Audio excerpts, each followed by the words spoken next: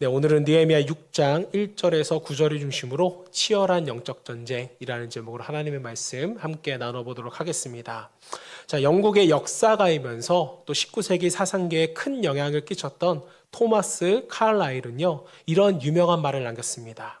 역경을 견뎌내는 사람이 100명이라면 번영을 견뎌낼 수 있는 사람은 한 사람에 불과하다. 저는 이 말씀이요, 굉장히 영적으로 의미 있는 메시지라고 생각을 합니다. 여러분, 무슨 뜻일까요? 역경에서 자신의 마음을 지켜낸 사람도 번영이 오면 너무나도 쉽게 그 마음이 무너져 내린다는 것입니다. 자, 여러분, 성경에도 그런 사람들이 있었습니다. 대표적인 사람을 꼽으라면 누가 있을까요? 네, 다윗이죠. 다윗은 하나님의 마음에 합한 사람, 수많은 역경 속에서도 믿음으로 승리하는 사람이 바로 다윗이었습니다. 자, 하지만 그런 다윗도 번영의 때가 오자 유혹을 이기지 못한 채 한순간에 무너져 버리고 만 것이었습니다. 자, 여러분, 그거 아세요? 번영의 때, 잘 나갈 때 오히려 영적 전쟁은 더 치열해진다라는 사실입니다. 저 역시 그것을 느낀 적이 있습니다. 견디고 힘든, 정말 내가 어쩔 수 없는 고난이 오면 하나님을 의지해요. 자, 그런데 살만할 때에는 사실 주님을 의지하지 않는 나의 모습을 바라보게 됩니다. 모든 것이 평탄할 때는 여러분, 영적으로 깨어있는 것이 얼마나 힘든지 몰라요. 그래서 요즘 더욱 저는 깨어있게 해달라고 주님 앞에 나아가 기도하는 것 같습니다. 자, 여러분 어떠세요? 하나님만 의지할 수밖에 없었던 역경의 때보다 하나님 없이 살 수 있는 평탄한 지금이 더 영적으로 무너져 있지는 않습니까? 자, 오늘 여러분들이 영적으로 좀 무뎌져 계시다면 오늘 말씀을 좀 주목해 보시길 바랍니다. 오늘 본문은요, 성벽 재건이 거의 끝나갈 시점에서 벌어진 영적 전쟁에 대한 이야기입니다. 본문 1절, 2절 말씀 함께 보도록 하겠습니다. 산발락과 도비아와 아라비아 사람 세겜과 그 나머지 우리의 원수들이 내가 성벽을 건축하여 허물어진 틈을 남기지 아니하였다 함을 들었는데 그때는 내가 아직 성문에 문짝을 달지 못한 때였더라. 산발락과 게셈이 내게 사람을 보내어 이르기를 오라 우리가 오노평지 한촌에서 서로 만나자 하니 실상은 나를 해하고자 함이었더라. 여러분, 대적자들이 언제 느헤미야를 해하려고 했어요? 문짝만 달면 성벽 재건이 끝나는 시점에 느헤미야를 공격하는 것입니다. 여러분, 공격하는 사람들을 생각해 보면 좀 정신이 어떻게 된 거 아니야? 이렇게 좀 생각을 할 수가 있어요. 자, 왜냐면요, 공격하려면 진작했어야지. 공사가 다 끝난 거나 다름없는 그 시점에서 왜 무모하게 공격을 하는 것일까요? 그것은 잘 나갈 때, 성취를 눈앞에 두고 있을 때, 그때가 가장 인간이 쉽게 무너지는 때이기 때문입니다. 자, 그러게 여러분, 잘 나갈수록 여러분 조심하셔야 돼요. 그때야말로 교묘하게 공격해오는 대적자들을 상대할 수 있도록 우리는 영적으로 깨어 있어야 하는 것입니다. 자, 느헤미야는요, 영적으로 깨어 있었어요. 그래서 성벽 재건이 다 끝난 거나 다름없는 순간에 찾아온 그 교묘한 영적 공격에서도 승리할 수 있었다라는 것입니다. 본문 15절, 16절 말씀. 성벽 역사가 51일 만에 엘루월 25일에 끝남에 16절 우리의 모든 대적과 주위에 있는 이방 족속들이 이를 듣고 다 두려워하여 크게 낙담하였으니 그들이 우리 하나님께 이 역사를 이루신 것을 알미니라. 자, 사랑하는 여러분, 저는 저와 여러분 모두가 느헤미야처럼 잘 나갈 때, 또 번영하고 있을 때, 또 아무런 문제가 없다고 생각할 때 찾아오는 그러한 영적인 공격에 무너지는 것이 아니라 싸워 우리가 모두가 승리하기를 먼저 주님으로 축복합니다.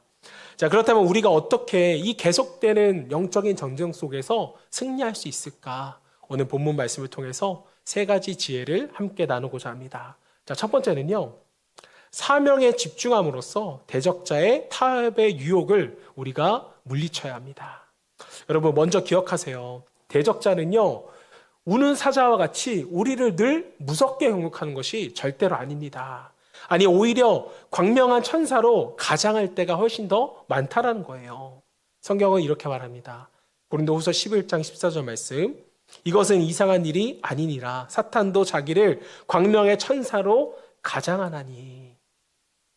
여러분, 사탄이 어떻게 온다고요? 광명한 천사, 빛의 천사로 가장해서 우리에게 다가온다라는 것입니다. 자, 왜 사탄은 무섭게 다가오지 않고 광명한 천사로 우리에게 다가오는 것일까? 그것은 우리를 미혹하기 위해서입니다. 적이 대놓고 공격해 오면 어때요, 여러분? 싸우면 돼요. 오히려 적이 우리에게 대놓고 공격하면 우리는 오히려 똘똘 뭉쳐서 싸울 준비를 합니다. 하지만 미혹해 오면, 이것이 싸움인지도 모르면 오히려 준비하지도 못하고 당하게 되는 경우가 더 많더라는 것이죠. 요한계시록 20장 10절 말씀. 또 그들은 미혹하는 마귀가 불과 유황봇에 던져지니. 자, 성경에서 마귀는 우리를 미혹한다고 말합니다. 우리를 유혹해요. 그렇습니다. 오는 사자처럼 덤비는 공격보다 사단이 더 자주 사용하는 무기는요, 여우처럼 우리를 미혹하는 것입니다. 자, 왜냐고요? 사자와 싸워 이긴 사람도 여우에게는 넘어가거든요. 저도 얼마 전에 이런 사단의 공격에 넘어갈 뻔한 적이 있습니다. 며칠 전에 여러분, 저에게 문자가 왔어요. 문자의 내용은 이랬습니다. 중년의 로맨스를 만드세요. 제가 중년이었으면 미혹당할 뻔했는데 아직 제가 중년이 아니라서 여러분 넘어가지 않았습니다. 여러분, 김영디 쌤도 가끔 이런 문자 오시나요? 왜 저한테 왔는지 모르겠어요. 중년의 로맨스를. 자, 여러분 기억하시기 바랍니다. 우리의 영혼을 무너뜨리려는 대적 마귀는요, 광명한 천사처럼, 여우처럼 다가온다는 거예요. 타협의 손길에 넘어가지 않는 사람은 없거든요. 자, 그래서 본문의 산발락도 느헤미야에게 그렇게 접근을 합니다. 본문 2절 말씀. 산발락과 게셈이 내게 사람을 보내어 이르기를 오라, 우리가 오노평지 한 촌에서 서로 만나자 하니 실상은 나를 해하고자 함이라. 자, 산발락과 게셈이 느헤미야에게 어떻게 접근해요?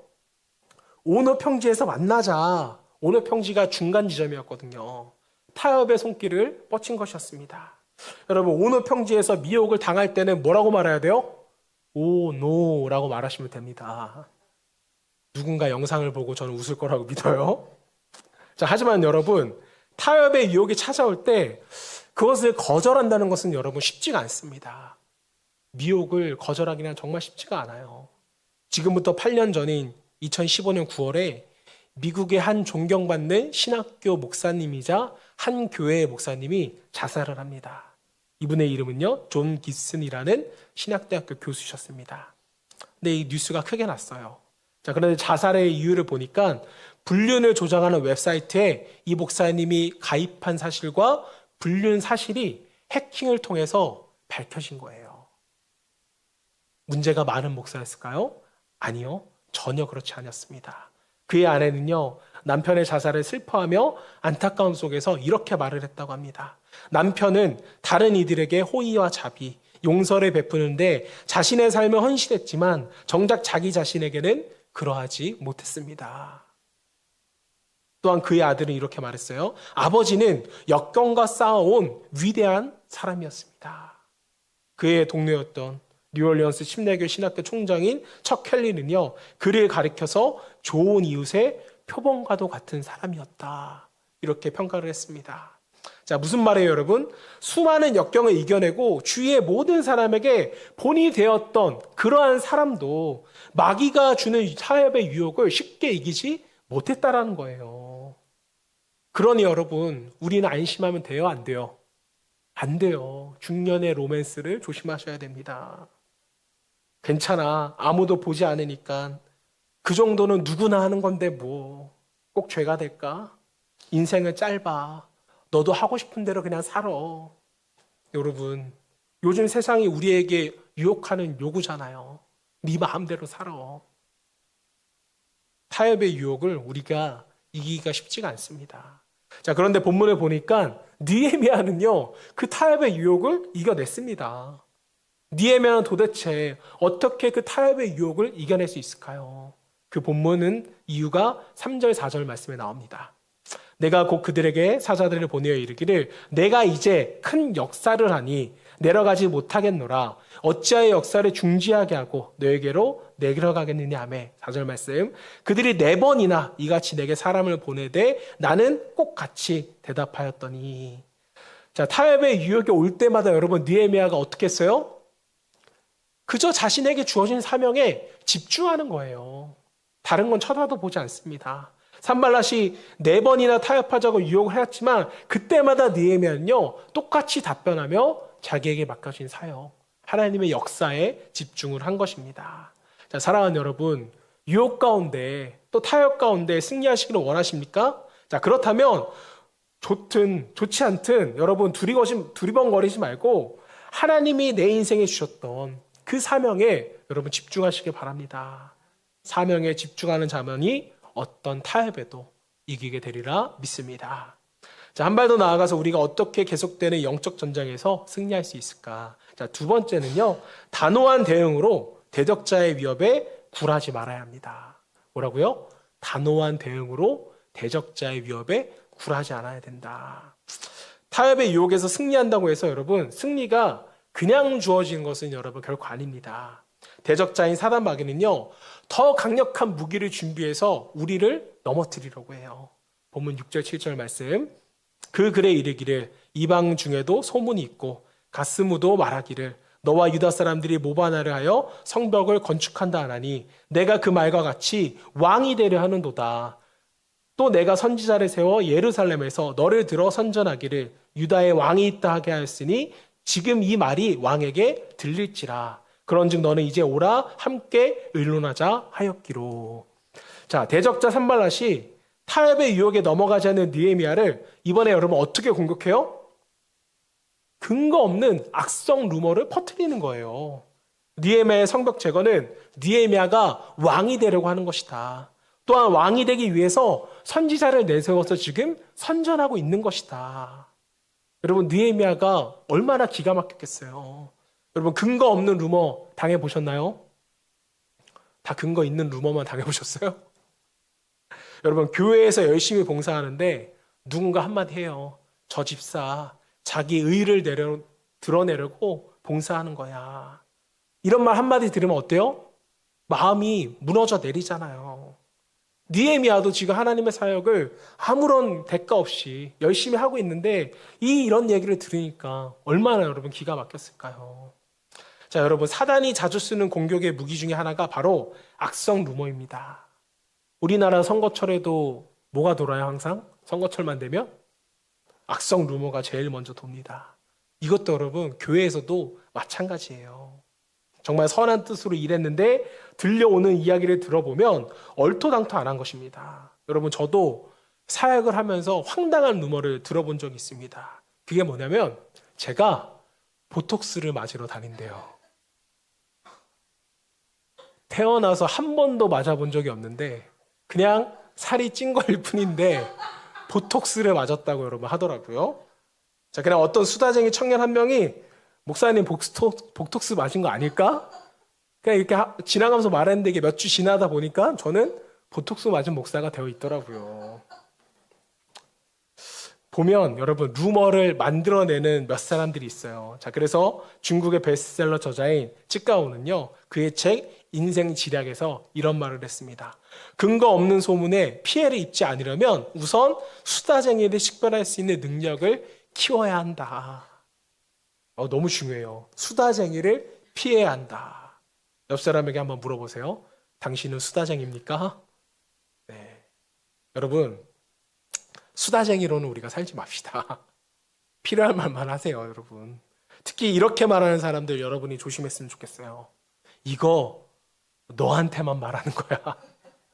이 말하는 사람들 여러분 조심하셔야 돼요. 이런 분들은요, 공동체가 100명 있으면은 100명한테 가서 똑같이 말해요. 이거 너한테만 말하는 거야. 보면 늘 루머는요, 나오는 사람에게서 나옵니다. 산발랏의 무리들은요, 분명 수다쟁이였을 거예요. 자, 하지만 목회를 하다 보면 근거 없는 루머가 꼭 수다쟁이들 때문에 도는 것이 아니라는 것을 알게 되더라는 것입니다. 자, 수다쟁이가 없어도 근거 없는 악성 루머가 돌아요. 자, 왜 그렇죠? 근거 없는 악성 루머는 사람을 공격하는 대적마귀의 가장 치명적인 공격의 수단이기 때문에 그렇습니다. 아무리 강한 사람도 여러분 근거 없는 그 루머에 시달리다 보면 사람이 무너지거든요. 보톡스 맞았다가 하면 그 다음 주에 아마 코 수술했다 그러고 아마 또 눈 수술했다 그러고 턱 깎았다 그러고 계속 확장이 돼서 나가는 거죠. 선한 일을 하는데 말 한마디, 루머 한마디 들어보세요. 과연 그 공동체에 내가 있고 싶은지. 사단은 그래서 교회 안에서 악성 루머를 사용합니다. 자, 하지만 느헤미야는요, 근거 없는 악성 루머에도 무너지지 않았어요. 그는 어떻게 악성 루머를 견뎌냈던 것일까? 그 비결이 본문 8절에 나옵니다. 8절이 없으니까 제가 읽어드릴게요. 내가 사람을 보내어 그에게 이르기를 내가 말한 바 이런 일은 없는 일이요 내 마음에서 지어낸 것이라 하였나니. 다시 한번요. 내가 사람을 보내어 그에게 이르기를 내가 말한 바 이런 일은 없는 일이요 내 마음에서 지어낸 것이라 하였나니. 자, 여러분, 느헤미야가 악성 루머에 어떻게 대처해요? 신속하게 반박하는 거예요. 그건 사실이 아니다. 요즘은 뇌피셜이라는 말을 많이 써요. 근거 없는 이야기, 머리에서 나온 이야기라고 하는데 네 마음에서 지어낸 것이라고 느헤미야가 바로 반박을 하는 것입니다. 여러분, 이게 중요해요. 여러분, 루머가 돌면 즉각적으로 여러분이 반박할 수 있어야 됩니다.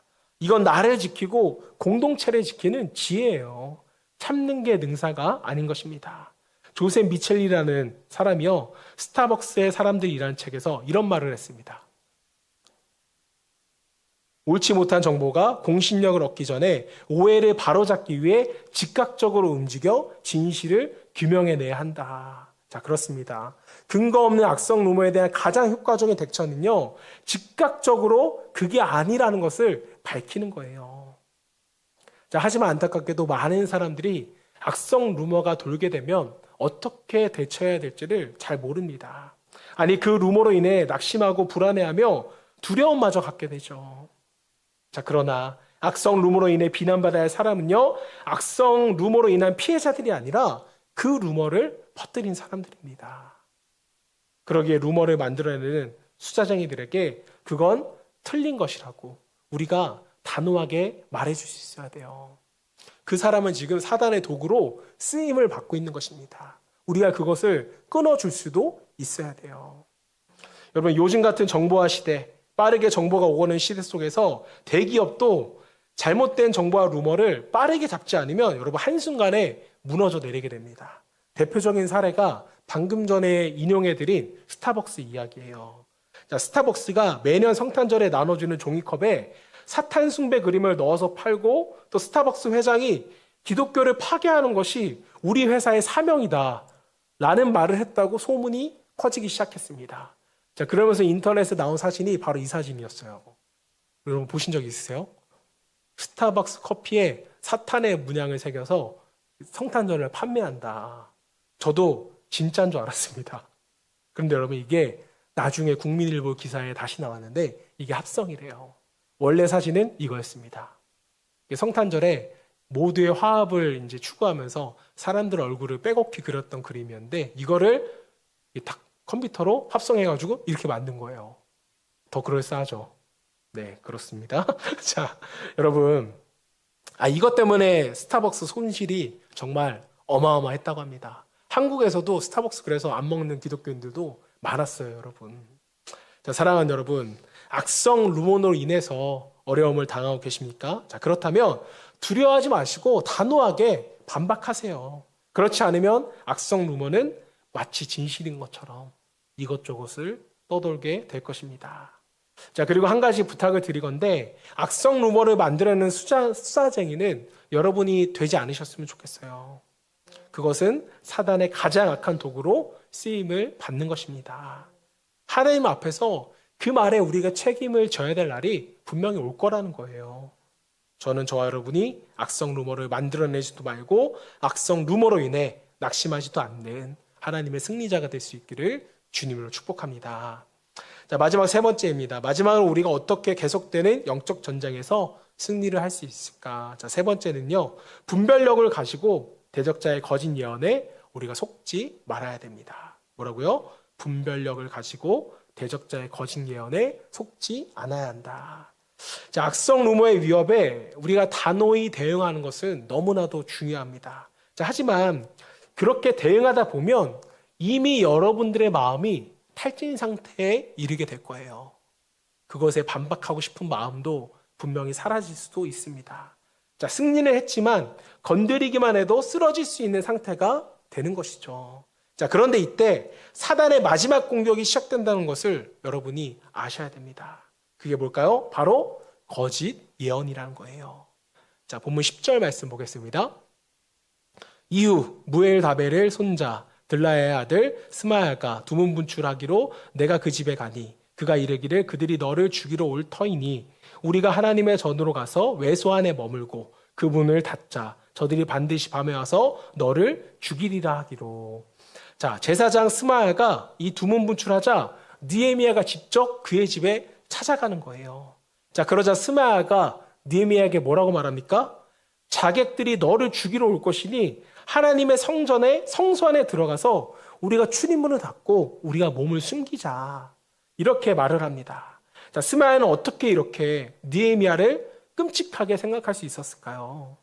느헤미야를 얼마나 소중하게 생각했으면 제사장 외에는 들어갈 수 없는 성소 안으로 들어가서 함께 몸을 숨기자고 한 것이었을까? 자, 그러나 이것은 여러분 거짓 예언이었다는 것입니다. 자, 스마야가 대적 산발락과 도비아의 사주를 받고 느헤미야를 위하는 척하는 거짓된 예언을 느헤미야에게 들려준 거예요. 제사장만이 성소에 들어갈 수 있는데 느헤미야를 위하는 거짓 예언을 함으로써 느헤미야를 궁지에 몰아넣기 위한 그들의 전략이었다는 것입니다. 자, 오늘날에도 성도들을 위하는 것 같은 그런 말씀 같지만 실상은 성도들의 신앙을 무너뜨리는 그러한 말씀이 있습니다. 자, 그 대표적인 것이 뭐냐면 바로 기복주의 신앙이죠. 예수를 믿으면 다 물질적인 축복을 받을 것이고 또 건강의 축복도 받을 것이다. 이제는 많은 성도님들이 이 기복주의 신앙에 대해서 경계하는 그런 신앙의 수준과 지식은 갖게 되었지만 이제는 여러분 또 신비주의가 성도들을 무너뜨리는 것을 많이 보게 됩니다. 요즘 인터넷에 많이 나오는 분 아시죠? 청년분. 연극영화과 출신의 젊은 청년 한 명이 해외에서 귀신 쫓는 영상들을 찍어와서 한국에 보여주면서 한국에 활동하기를 시작했습니다. 그러더니 마치 이제는 자기가 사도인 것 마냥 행동하면서 얼마 전에는 이분이 목사도 아니에요. 그런데 목사 안수식을 거행하는 영상까지 찍어서 유튜브에 올리는 것을 제가 보았습니다. 자, 코로나 때 집에서 유튜브 보신 분들이 여기에 얼마나 많이 빠지실지 몰라요. 신앙의 신비주의. 그리고 여러분 여기서 끝이 아닙니다. 그리고 올 초부터는요. 젊은 여자 청년처럼 보이는 목사가 똑같이 해외에서 귀신 쫓는 영상 하나 찍어오더니 그 남자 청년하고 똑같은 일을 지금 한국교회에 벌이고 있습니다. 사람들을 저는 미혹하는 것이라고 봐요. 여러분 기억하세요. 이러한 기복주의, 신비주의를 쫓는 사람들은 참된 신앙생활을 갖지 못한 채 여기저기 떠돌면서 불완전한 신앙생활을 할 수밖에 없습니다. 자, 그러기에 참된 신앙을 갖고 영적으로 승리하기 위해서는 여러분들이 우선적으로 영적인 분별력을 가지셔야 돼요. 느헤미야가 그러했습니다. 본문 12절 말씀 제가 읽어드리겠습니다. 깨달은즉 그는 하나님께서 보내신 바가 아니라 도비아와 산발랏에게 뇌물을 받고 내게 이런 예언을 함이라. 자, 보이시죠? 느헤미야가 깨달은즉. 자, 그렇습니다. 느헤미야는 달콤한 스마야의 제안이 아니라 하나님의 인도하심이 아니라 도비아와 산발랏에게 뇌물을 받은 거짓 선지자요 제사장이었던 스마야의 거짓 예언이라는 것을 느헤미야가 눈치챘다라는 거예요. 자, 그런데 여기서 질문이 생깁니다. 느헤미야는 도대체 그것을 어떻게 분별한 것인가? 그것은 분명하고 정확한 기준을 느헤미야가 갖고 있었다라는 것입니다. 본문 11절 말씀 네, 오늘 이게 PPT가 안 맞아서 죄송합니다. 제가 읽어드릴게요. 내가 이르기를 나 같은 자가 어찌 도망하여 나 같은 몸이면 누가 외소에 들어가서 생명을 보존하겠느냐. 나는 들어가지 않겠노라 하고. 자, 그렇습니다. 위급한 순간에도 느헤미야가 이 거짓된 예언에 넘어가지 않을 수 있었던 그 이유는요, 분명한 율법의 기준, 다시 말해서 하나님의 말씀에 훈련되어 있었기 때문에 느헤미야는 넘어가지 않았다는 거예요. 느헤미야가 율법을 몰랐다면 성소에 들어가자, 그래 좋아, 빨리 들어가서 숨자, 이렇게 했겠죠. 하지만 하나님의 기준, 율법을 알았기 때문에 이것을 피할 수가 있었던 것입니다. 자, 사랑하는 여러분, 여러분은 이 하나님의 말씀을 알고 계시나요? 진리의 말씀, 그 진리의 말씀을 분명하고도 여러분 정확하게 알고 계십니까? 저는 저에게 성경 공부를 배웠던 청년의 이 간증과도 같은 말을 잊을 수가 없습니다. 저에게 있어서는 엄청난 사역의 보람이었는데요. 이 청년이 저한테 성경 공부를 하고서는 이렇게 말하더라고요. 목사님, 성경 공부를 가르쳐 주셔서 감사합니다. 만약 제가 성경을 공부하지 않았더라면 저는 잘못된 신앙에서 벗어나지 못했을 것이고 날마다 죄책감에 사로잡혀서 분명히 교회를 떠나게 됐을 것입니다. 이 친구가 이렇게 저한테 말을 해주는데 저에게 있어서는 정말 사역에 엄청난 보람을 느꼈습니다. 자, 사랑하는 여러분, 치열한 영적 전투에서 승리하기를 원하세요?